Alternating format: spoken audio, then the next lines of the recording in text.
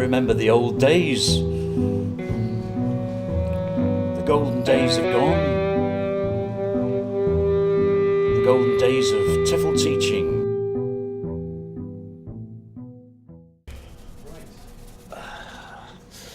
So yes, this is my 8th academic year.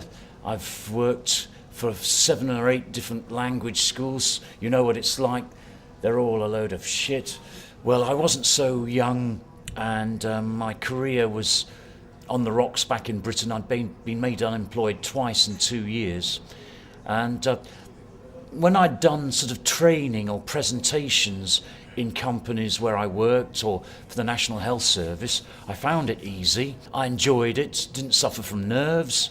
And I just thought I'd always had this bug about training or teaching. And I just fancied a change, not just trying to get into the British system, but to travel. Certainly at the state school where I was where I was teaching, I was treated like a cross between E.T. and Jesus Christ. These kids had never seen somebody from west of Poland, an English speaker in their school. Well, I was treated like a king.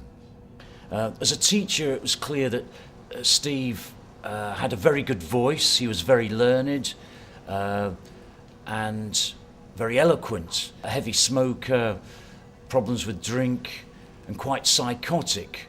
Oh, I could tell you many stories about Steve, but probably you only want 1 or 2. He pissed off a lot of groups.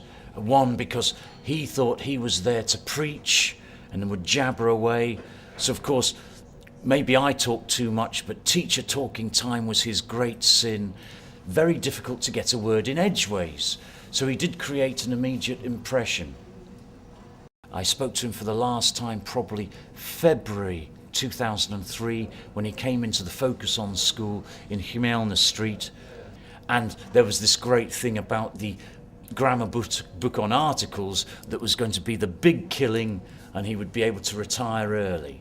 This would be the word a, and the, and of course sometimes you don't use an article before Warsaw because there's only one Warsaw.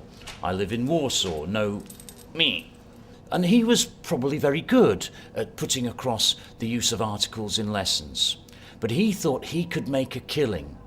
He was going to complete this book and put it to a publisher's, and the publishing company and he would split £15 million. 7.5 million for the publishers and 7.5 million for him. Now it's just crazy, but I think he believed it.